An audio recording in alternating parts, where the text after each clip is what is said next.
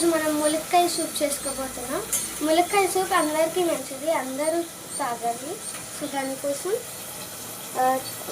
2 ములక్కాయలు,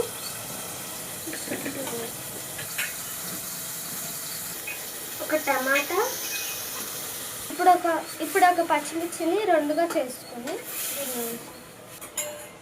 ఇప్పుడు క్యారెట్ వేసుకున్నాం. ఇప్పుడు ఒక ఉల్లిపాయని ఇలా హాఫ్గా కట్ చేసుకోవాలి. దీనిలో వేసేసుకున్నాం. ఇప్పుడు దీంట్లో తగినంత వాటర్ పోసుకున్నాం. ఇప్పుడు దీనికి మూత పెట్టుకున్నాం.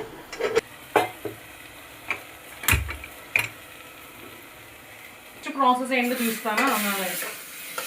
నెక్స్ట్ ప్రాసెస్ ఏంటో చూద్దాం. ఇప్పుడు దీన్ని ఇలా సపరేట్ చేయాలి. ఇప్పుడు దీన్ని మిక్సీ చేద్దాం. దీన్ని బౌల్లో వేసుకోవాలి. ఇప్పుడు దీన్ని ఈ విధంగా వడగట్టుకోవాలి.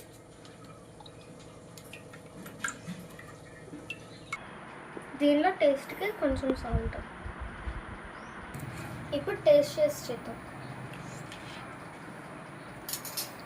టేస్ట్ చాలా బాగుంది, మీరు కూడా ట్రై చేయాలి.